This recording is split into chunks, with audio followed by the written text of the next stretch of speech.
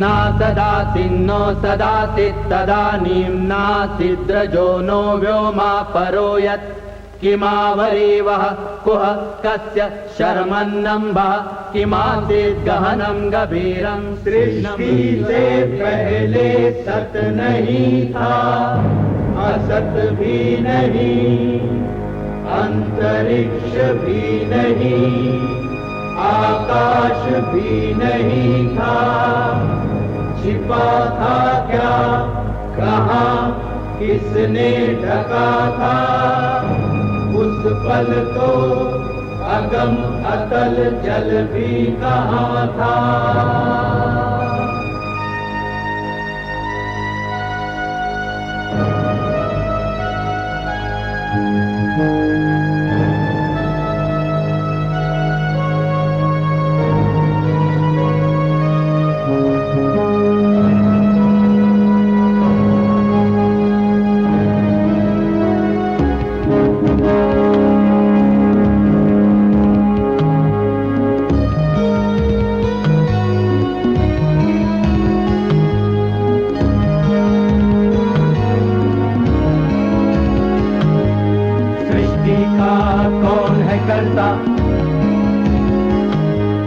करता है वाह करता,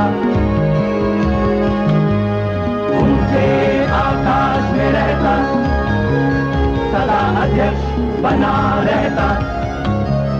वही सचमुच में जानता या नहीं भी जानता है, किसी को नहीं पता, नहीं पता, नहीं है पता, नहीं है पता।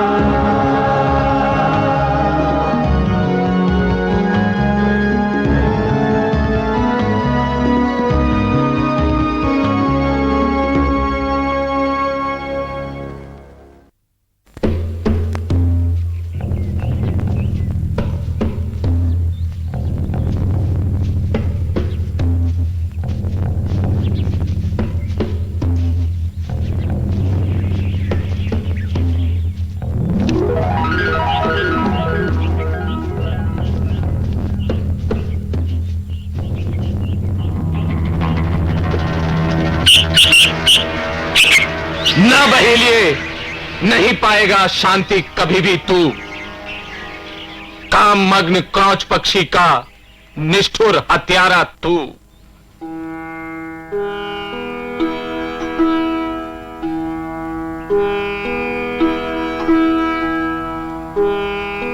ये क्या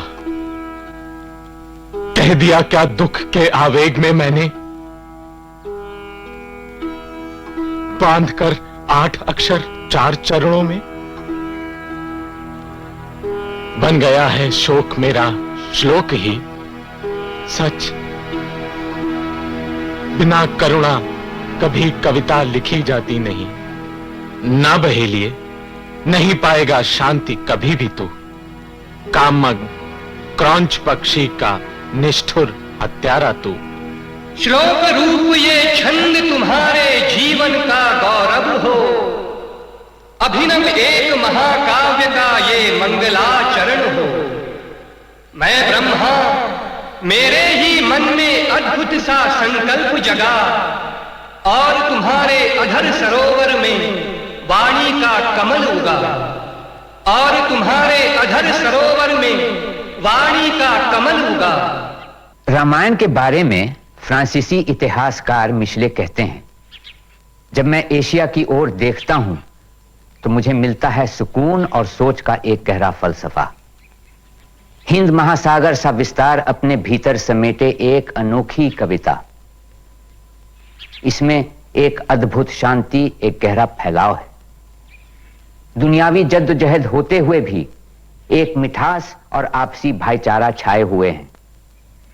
कोमलता, स्नेह और हमदर्दी से भरपूर एक दरिया।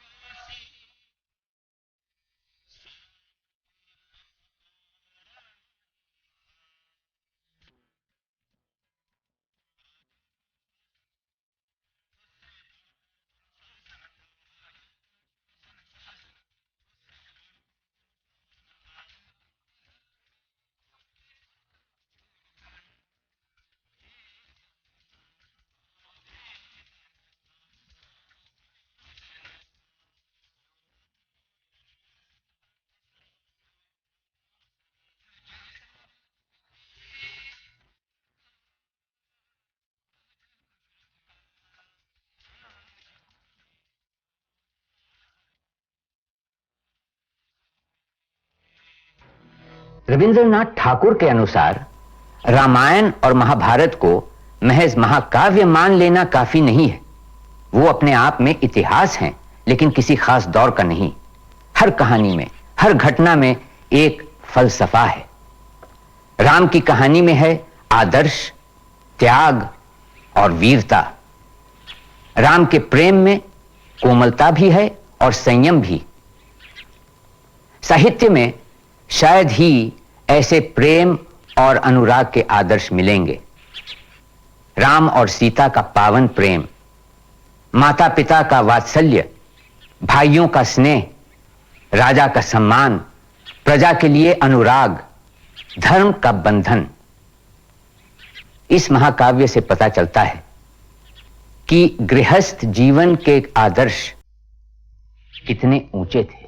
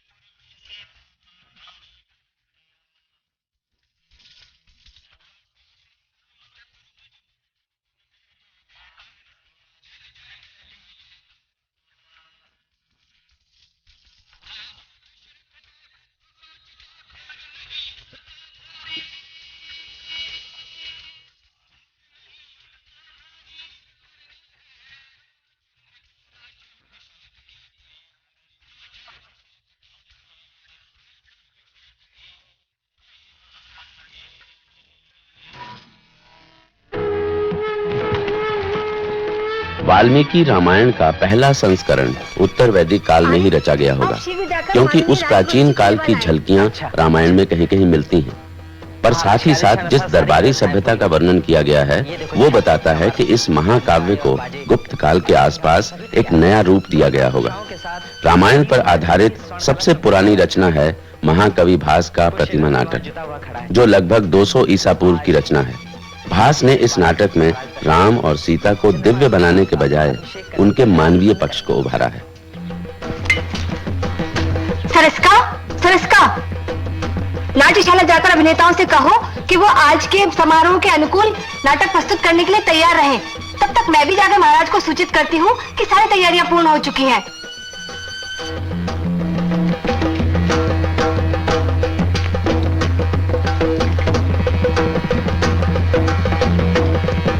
सखी अवदातिका डरी हुई सी दिखती है, क्या हुआ? देवी, सेवक हमेशा अपराध करने पे तुले रहते हैं, इसने भी अवश्य कोई गड़बड़ की होगी। अच्छा, ये तेरे बाएं हाथ में क्या है? ये वल्कल वस्त्र है। वल्कल वस्त्र? ये तुझे कहाँ से मिला? ये वस्त्र मुझ पे कैसे लगेगा? सुंदरता पर तो सब कुछ फबता है देवी, पहन कर देखिए ना। ला दे।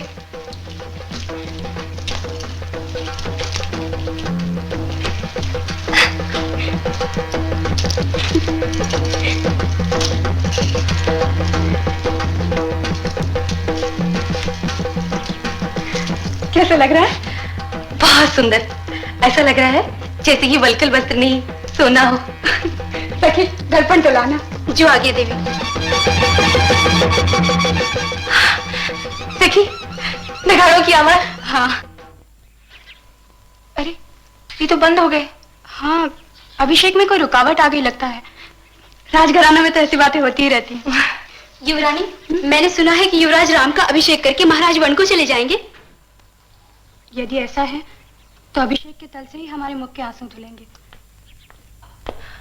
अरे, राजकुमार आ रहे हैं और आपने अभी तक वल्कल वस्त्र नहीं उतारा है।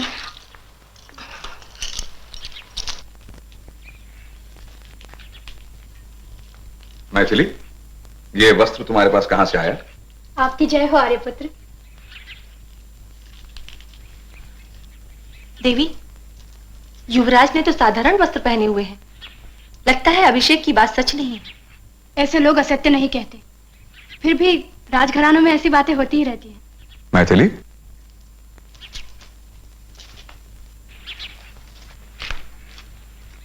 किस विषय पर तुम बातें कर रही थी? कुछ नहीं, अवदाती का राजतिलक के बारे में बात कर रही थी। हाँ, अभिषेक था। आज महाराज ने मुझे आचार्यों, मंत्रीगण और नागरिकों के बीच बुलाया और उसी तरह गोद में बिठाया जैसे बचपन में बिठाते थे। बड़े स्नेह के साथ उन्होंने मुझे कौशल्या नंदन कहा। फिर उनके संकेत से उपस्थित समस्त कौशल राज के बीच उन्होंने कहा, पुत्र राम,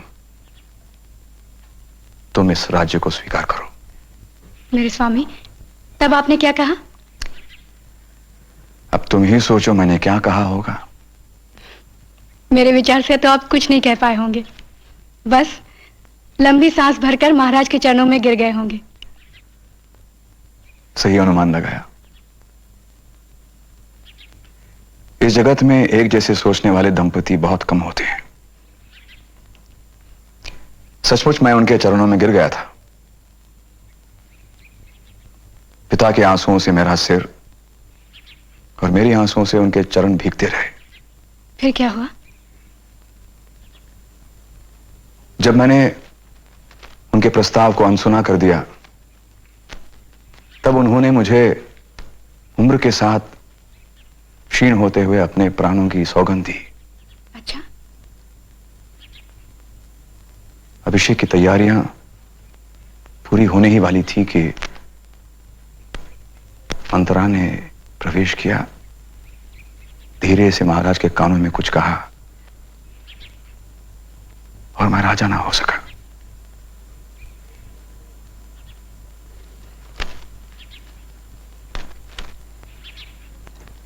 मैं प्रसन्न हूं।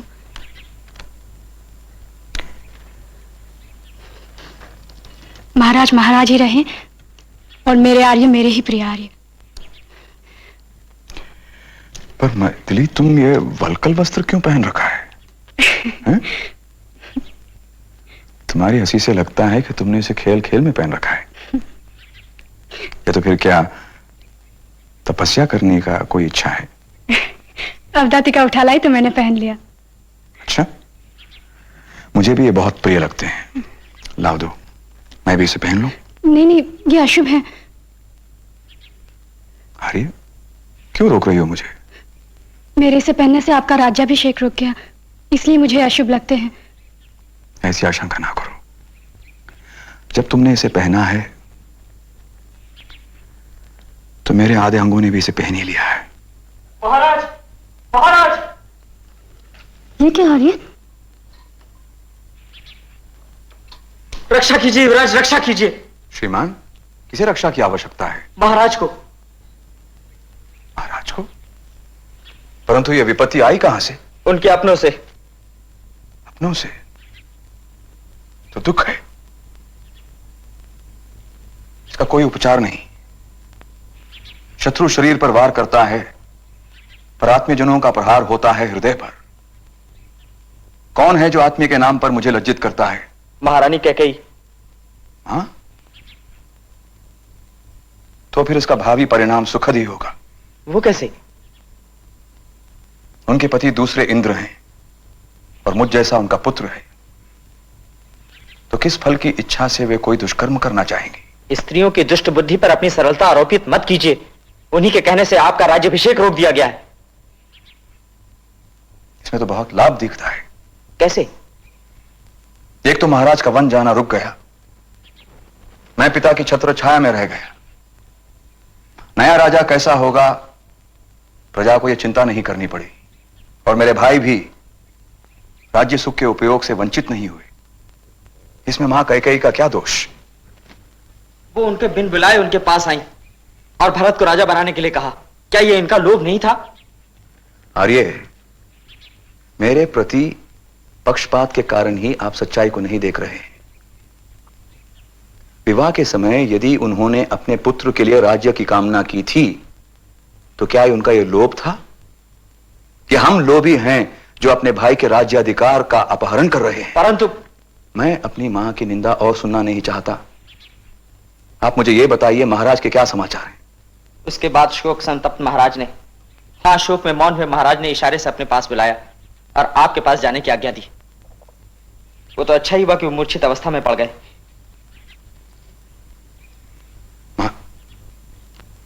क्या महाराज मूर्छित हो गए? क्या वे मूर्छित हो गए हैं कहते हैं आप? यदि आप नहीं सह सकते उनकी मूर्छावस्था को, तो धनुष धारण कीजिए, दया न दिखाइए। धैर्य के समुद्र, कभी विचलित नहीं होने वाले लक्ष्मण को किसने विचलित कर दिया है? तुम्हारे क्रोधित होने से मेरे सामने सैकड़ों लक्ष्मणों की भीड़ सी दिखाई देती है। क्या ये मुझसे पूछते हैं आप कि क्या अर्थ है इस सबका? वंश परंपरा से प्राप्त किया गया राज्य छीन लिया गया है। शोक में डूबे महाराज ने भूमि को अपना आसन बना रखा है। क्या अब भी आपको संदेह है? ये आपकी दया है या स्वाभिमानहीनता? ओ सुमित्रा पुत्र, मेरे राज्य को खो देने के कारण ही तुम उत्तेजित हो। दुख है कि तुम विचारहीन हो गए हो। भरत राजा हो या मैं, ये तो एक ही बात है। यदि तुम्हें अपने धनुष पर गर्व है तो भरत की रक्षा करो। मैं अपने क्रोध को नहीं रोक सकता भैया। ठीक है, मैं जा रहा हूं। लक्ष्मण सुनो तो। कहीं आ रहे?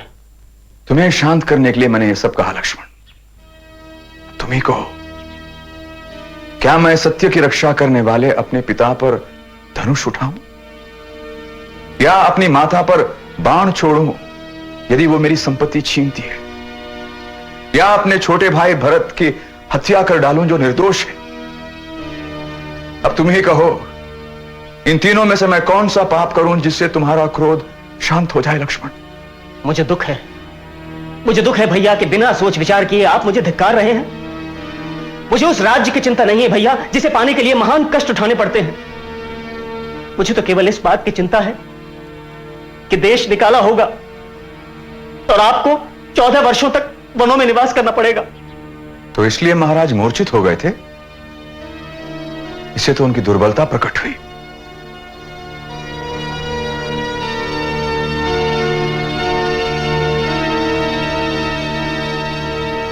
मैथिली, मुझे यह वल्कल वस्त्र दो। मैं उस धार्मिक कर्म को पाने का प्रयास करूंगा जिसे दूसरे राजा ना पा सके। नहीं, मैं तो आपके सहधर्मिणी हूं। मैथिली, मुझे अकेले ही जाना है। इसलिए मुझे भी आपके साथ चलना चाहिए। मैथिली, इसका अर्थ है वन में रहना। मेरे लिए वही महल होगा। परंतु तुम्हारा कर्तव्य है मेरे माता पिता की सेवा करना। इसके लिए देवता मुझे माफ करें।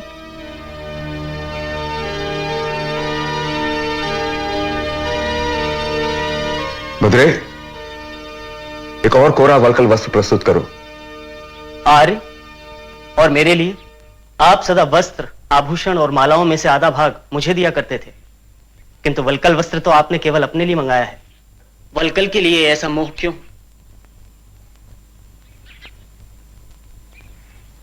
आर्य, मुझे भी इसकी आवश्यकता है। मैथिली, इसे मना करो। ऐसा ना करो लक्ष्मण। आर्य, मेरे बड़े भाई के चरणों की सेवा करके आप अकेले ही प्रसन्न होना चाहती हैं? ठीक है, इनके दाहिने चरण पर आपका अधिकार होगा और बाएं पर मेरा। अनुमति दे भैया। इन्हें आधा भाग दे दे स्वामी। सौमित्र बहुत दुखी हो रहे हैं।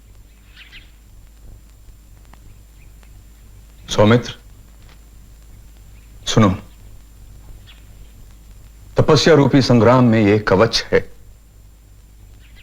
संयम रूपी हाथी को वश में रखने वाला अंकुश, इंद्रिय रूपी घोड़े पर नियंत्रण के लिए लगाम है, और धर्म रूपी रथ का सारथी।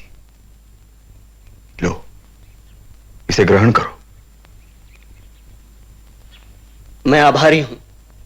युवराज, हे युवराज, मत जाइए, मत जाइए। आप तो स्त्री सहित वन के लिए जा रहे हैं और भ्रात प्रेम के कारण राजकुमार लक्ष्मण भी आपके साथ जाने के लिए तैयार हैं। यह सुनकर महाराज धरती से उठे और धूल धूसित शरीर लिए वन के वृद्ध हाथी की तरह इसी तरफ चले आ रहे हैं।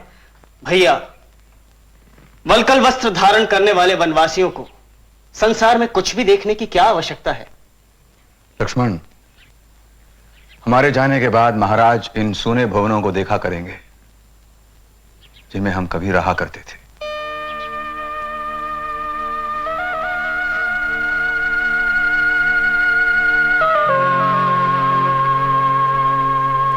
राम का किरदार इतना सीधा और सपाट नहीं जितना आमतौर से सोचा जाता है। हो सकता है कि लक्ष्मण की उत्तेजना राम के अंदर होने वाली उस उथल पुथल का अक्स है जिसे वो खुद जाहिर नहीं कर सकते।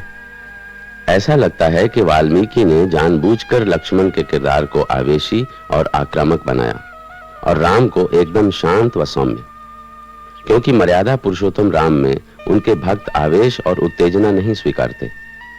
लक्ष्मण की कमजोरियां राम के सद्गुणों को उभारने का एक तरीका है, ताकि राम मर्यादापूर्ण व्यवस्था के प्रतीक बन सके। महाराज की जय। आर्य सुमंत्र आए। क्या राम के साथ? नहीं, केवल रथ के साथ। ओह, क्या केवल रथ के साथ? धीरज रखिए महाराज। धीरज रखिए महाराज, धीरज रखिए। यदि रथ खाली वापस लौटा है तो मेरे मनोरथ टूट गए। अवश्य ही खाली रथ दशरथ को लेने के लिए भेजा है यमराज ने। जाओ खंचपी, जाओ, सुमंत्र को शीघ्र भीतर भेज दो। जो आज्ञा महाराज। सरोवर के आसपास बहने वाली हवाएं धन्य हैं। वो वन में घूमते हुए राम को सरलता से छू तो सकती हैं।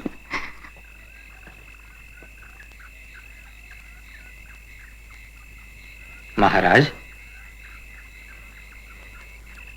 महाराज की जय हो। भाई सुमंत्र, कहा है मेरा ज्येष्ठ पुत्र राम? अपने पति के प्रति पूरी तरह से समर्पित विदेह की पुत्री कहाँ है? अपने गुरुजनों पर न्योछावर होने वाला सौमित्र लक्ष्मण कहाँ है? क्या उन्होंने अपने मरणासन्न अभागे पिता के लिए कोई संदेश नहीं भेजा? महाराज, विनती करता हूं, ऐसे अमंगल वचन ना कहें। शीघ्र ही आप उन्हें देखेंगे। ठीक कहा आपने, मैंने ही अनुचित शब्द कहे। तपस्वियों के संबंध में ऐसे प्रश्न पूछना उचित नहीं है। अच्छा ये तो बताइए कि तपस्वियों का तप तो सकुशल हो रहा है ना? श्रृंगबेर में रथ से उतरकर खड़े खड़े वे अयोध्या की ओर निहारते रहे। फिर सभी ने शीश झुकाकर महाराज को संदेश भेजना चाहा। वे बहुत समय तक सोचते रहे, फिर कुछ कहने के लिए उनके होंठ खुले, परंतु आंसुओं के कारण कुछ कह नहीं पाए और बिना कुछ कहे वे वन की ओर चले गए। कि कुछ भी कहे बिना वो वन को चले गए। कौशल्या, कौशल्या मेरी भुजाओं को सहलाओ। कौशल्या, राम, राम मेरे पुत्र, मैं सदा अपने मन में सोचा करता था कि तुम्हारा राज्याभिषेक करके एक श्रेष्ठ राजा अपनी प्रजा को देकर उसे प्रसन्न करके और तुम्हें यह आदेश देकर कि अपने भाइयों को अपने ही समान ऐश्वर्यवान बनाना, मैं स्वयं तपोवन को चला जाऊंगा। किंतु हाय,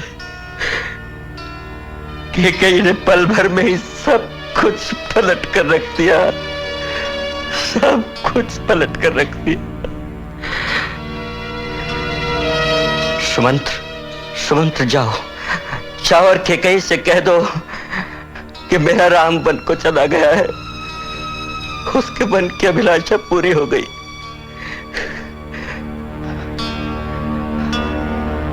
अब मेरा अंत भी समीप है। वो बुला ले अपने भरत को और अपने दुष्कर्म को सफल होने दे। जाओ सुमंत्र, जाओ, उससे कह दो। जैसी आपकी आज्ञा महाराज। राम का समाचार सुनकर मेरे दग्ध हृदय को सांत्वना देने के लिए मेरे पितर भी आ गए हैं। वो रहे देवराज इंद्र के मित्र महाराज दिलीप, और ये परम प्रतापी महाराज रघु, और ये मेरे पिता महाराज अज। किंतु आप सब लोग यहाँ क्या करने के लिए आए हैं? अब तो मेरा भी समय आ चुका है। मैं स्वयं ही आप सब लोगों के साथ निवास करने के लिए वहां आ रहा हूं।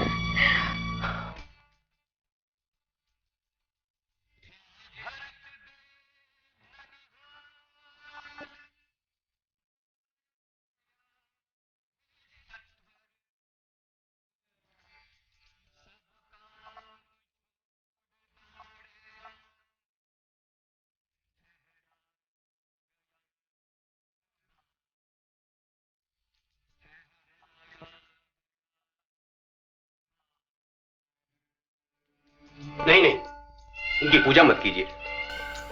बात है, आप ऐसे रोक क्यों लगा रहे हैं? मैं नहीं चाहता कि कोई ब्राह्मण देवता समझकर इनकी पूजा करे। ये महान क्षत्रिय है। अच्छा, आपने इन्हें क्षत्रिय कहा।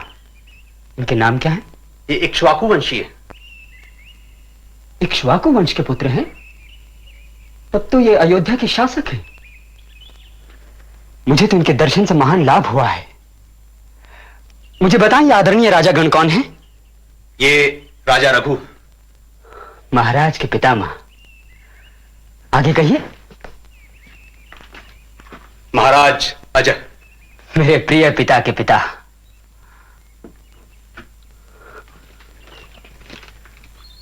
महोदय, एक प्रश्न और। क्या यहां जीवित राजाओं की भी प्रतिमाएं रखी जाती हैं? नहीं, केवल उन्हीं की जो दिवंगत हो चुके हैं। क्या? तब तो मैं आपसे विदा चाहता हूं। रुकिए, आपने इस प्रतिमा के विषय में नहीं पूछा जो महाराज दशरथ की, जिन्होंने कैकेयी का स्त्री शुल्क चुकाने के लिए अपने प्राण और राज्य का त्याग कर दिया। यदि इस स्त्री शुल्क का संबंध मुझसे है तो मुझे अपने शरीर को अग्नि परीक्षा से शुद्ध करना होगा। आर्य, आर्य, ये संबोधन तो राज्यकुल के व्यक्ति ही करते हैं। आप भरत तो नहीं? हाँ। कैकेयी के पुत्र? हाँ, मैं भरत हूं, पर दशरथ का पुत्र हूं, कैकेयी का नहीं।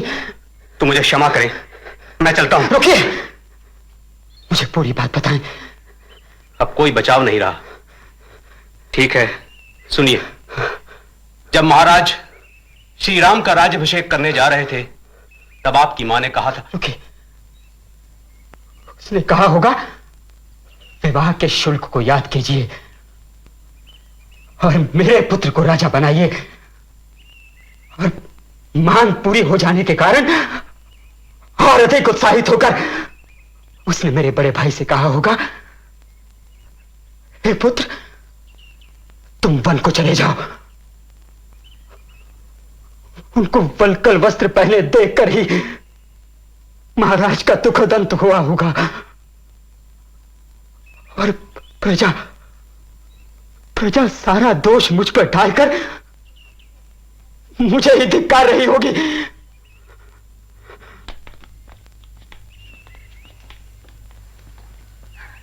पुत्र भरत,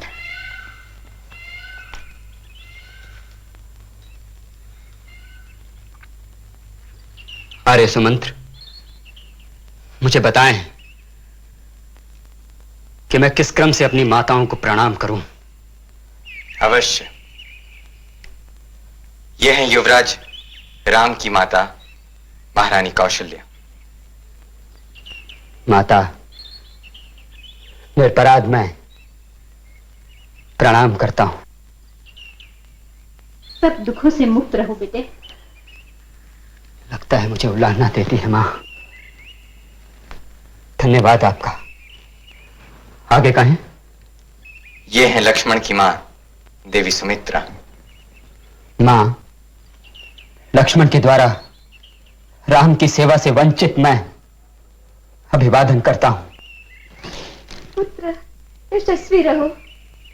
मां, प्रयत्न करूंगा मैं अब इसके लिए। आभारी हूं मैं। आगे कहें। यह है आपकी माता।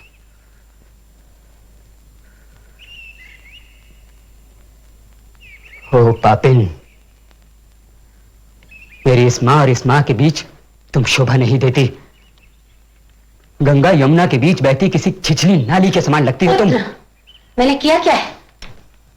पुत्र, तुम तो शिष्टाचार के सभी नियमों को जानने वाले हो। अपनी माता को प्रणाम क्यों नहीं करते बेटे? आप कहती हैं अपनी माता को। मां, आप ही मेरी माता हैं। आपको ही मेरा प्रणाम है। नहीं नहीं पुत्र, तुम्हारी माता ये है। हुआ करती थी कभी, अब नहीं है। मैं संसार में एक नए नियम की स्थापना करने जा रहा हूं कि वो माता जो अपने पति के साथ विश्वासघात करती है, माता कहलाने की अधिकारी नहीं रह जाती। पुत्र, महाराज के वचनों की रक्षा के लिए मैंने ऐसा कहा था। क्या कहा था तुमने? मेरा पुत्र राजा हो। अच्छा, मुझे ये बताएं, क्या मेरे बड़े भाई आपके पुत्र नहीं तो क्या है? क्या वे मेरे पिता की वैध संतान नहीं है? क्या उत्तराधिकार के क्रम से उनका अभिषेक नहीं हो रहा था? क्या वे अपने भाइयों को नहीं चाहते थे? क्या प्रजा उन्हें अस्वीकार कर देती? पुत्र, विवाह शुल्क चाहने वाली स्त्री से ऐसे प्रश्न नहीं किए जाने चाहिए। तुमने पत्नी के साथ उन्हें पैदल भटकने वाला बना दिया, राज लक्ष्मी को छीनकर उन्हें वलकल वस्त्र पहना दिया और वनवास के लिए भेज दिया। क्या इस सब का भी मांगा जाना विवाह शुल्क में निश्चित किया गया था? पुत्र, कभी उचित स्थान और समय मिलने पर सब कुछ बताऊंगी। यदि तुम्हें बुराइयां मोल लेने का इतना ही लोभ था तो तुम मेरे नाम को बीच में क्यों ले आई? क्या तुम्हें राज सत्ता से मिलने वाले सुखों की अभिलाषा थी? ऐसा कौन सा सुख है जो तुम्हें महाराज ने नहीं दिया? तुमने बहुत दुख लेने वाले काम किए हैं। सत्ता के लोभ में तुमने महाराज के प्राणों की भी चिंता नहीं की। भरत कुमार, गुरु वशिष्ठ और महर्षि वामदेव प्रजा के साथ यहां आए हैं। आपके राज्याभिषेक के लिए आपसे निवेदन कर रहे हैं। आप अभिषेक के लिए कहते हैं, ये तो इनका ही कीजिए। कहां जा रहे हैं महानुभाव? वहीं जहां लक्ष्मण के प्रिय बंधु राम रहते हैं। अयोध्या उनके बिना नहीं रह गई है। अयोध्या वही हो सकती है जहां राम निवास करते हैं। स्वस्ति न इंद्रो वृद्धस्वाहा। राज्याभिषेक के अवसर पर भरत राज सिंहासन स्वीकारने से हिचकिचाते हैं। इससे पता चलता है कि उस काल में मनु के सिद्धांतों का कितना प्रभाव था। इससे पहले चाणक्य के अर्थशास्त्र में राज सिंहासन सबसे योग्य पुत्र को मिलता, भले ही उसे पाने के लिए बाप और भाइयों की हत्या करनी पड़े। मनुस्मृति के काल तक आते आते राज सत्ता अधिक मर्यादापूर्ण हो चुकी थी और राजा को भी देवता समान माना गया। शासक विहीन रहना राज्य के लिए संकट काल जैसा समझा जाता। अगर नहीं हो राजा सारा राज्य डूब जाता है, नहीं बरसते मेघ बीज धरती में सड़ जाता है। अगर नहीं हो राजा तब तो पुत्र पिता का दुश्मन, भाई दुर्जन, नाता स्वार्थी, टूटे सारे बंधन। अगर नहीं हो राजा बसता सबके मन में डर ही, सत्य आत्महत्या कर लेता जीना भी दूभर ही। अगर नहीं हो राजा तब तो चौपट सारी विदाएं, कलावंत भी लाचारी में बेचें रोज मालाएं। अगर नहीं हो राजा कैसे दान पुण्य जी पाए, कैसे जिए मनुज तब खुद ही कैसे अन्न जिलाए। जल बिन नदिया, पेड़ बिना वन, गौ बिना गोपाल, ऐसा ही वर राज्य जहां ना शोभा ना रखवाल। राज देह का लोचन राजा, राजा सत्य धर्म प्रतिपालक, बुरे भले की सोचे राजा, राजा बिना नहीं संरक्षक। जल्दी करो मुनिवर किसी को राज गद्दी पर बिठाओ, रहे नायकहीन नाय राज सिंहासन। भरत है सब दृष्टि से उत्तम, इन्हीं को राज गद्दी पर बिठाओ।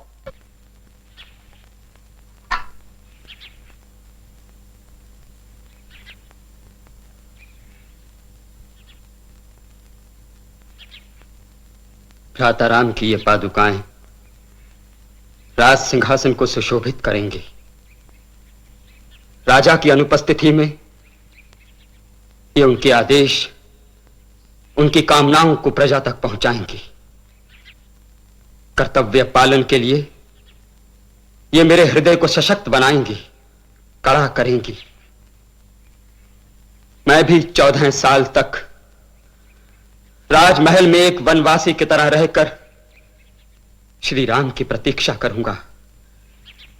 यदि फिर भी वे नहीं आए तो मैं चिता में अपने प्राण त्याग दूंगा। ओम देव शांतिरंतरिक्षगं शांति पृथ्वी शांतिरापः शांतिरोषधयः शांतिर्वनस्पतयः शांति विश्वे देवा।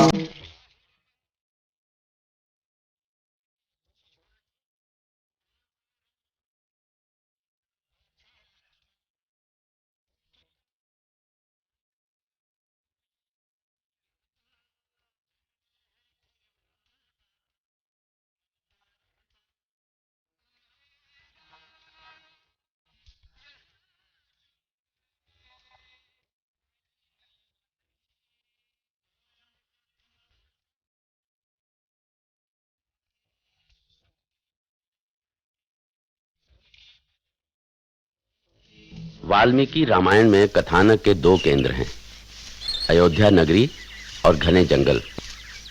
कहानी में अयोध्या साम्राज्य और जंगल का विरोध साफ तौर पर उभर के आता है। जंगल में बसने वाले राक्षसों को भले दैत्य कहा गया हो, थे वो मनुष्य ही, पर वो अभी तक अन्न बटोरने और शिकार पर ही निर्भर थे। इसीलिए वो साम्राज्य की कसौटी पर असभ्य थे और राक्षस कहलाए।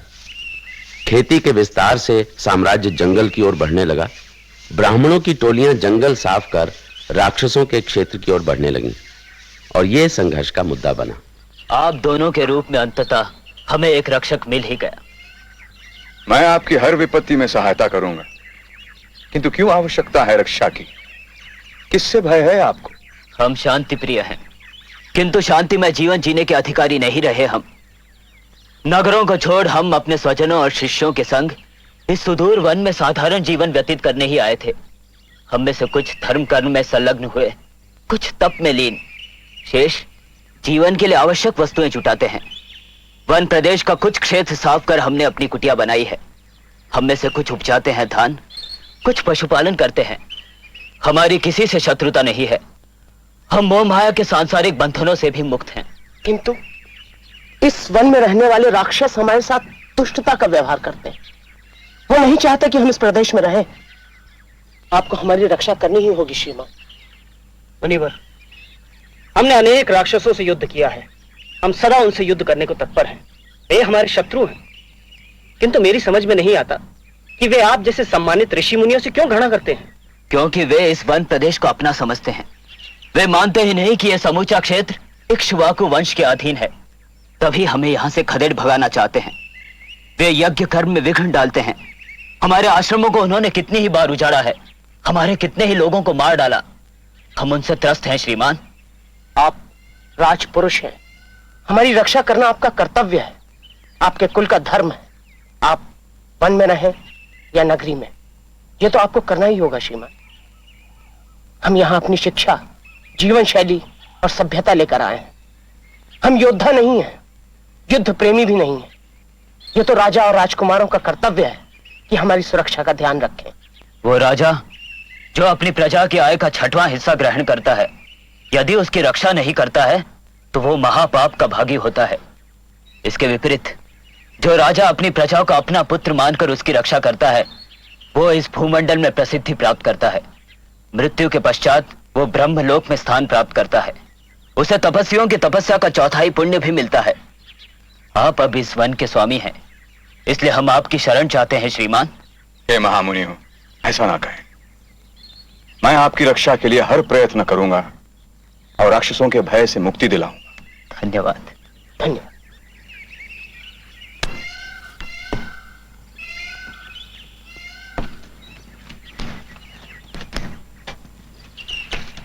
स्वामी, अयोध्या से निकलते ही हमें तपस्वी जीवन को अपनाना पड़ा है ना?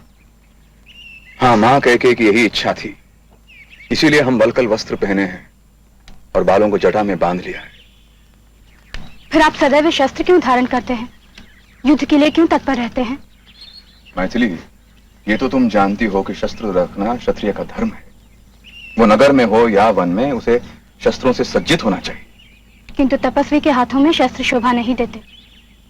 वन में आप तब धर्म का अनुसरण कीजिए। जब हम वापस अयोध्या पहुंचेंगे तब आप फिर से क्षत्रिय धर्म का पालन कर सकते हैं। नहीं मैथिली, नहीं। मनुष्य को कर्तव्यों और दायित्वों को इसलिए नहीं छोड़ देना चाहिए कि जीवन के दूसरे उद्देश्यों से उनका कोई मेल नहीं।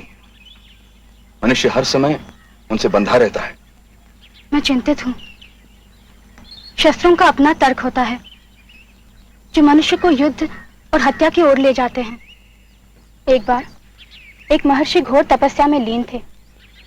तभी उनकी साधना में विघ्न डालने के हेतु से देवराज इंद्र ने एक योद्धा का रूप धारण किया और उनके सामने जा पहुंचे। अपनी तलवार उन्हें सौंपते हुए उन्होंने कहा, इसे सुरक्षित रखने की कृपा करें मुनिवर। तलवार की सुरक्षा और दिए हुए वचन का पालन करने के लिए वो ऋषि जहां भी जाते हमेशा वो तलवार अपने साथ ले जाते।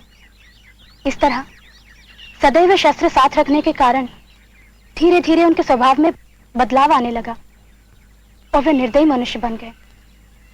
अंत में उन्होंने धर्म कार्य से परित्याग कर दिया और लोगों की हत्या में जुट गए।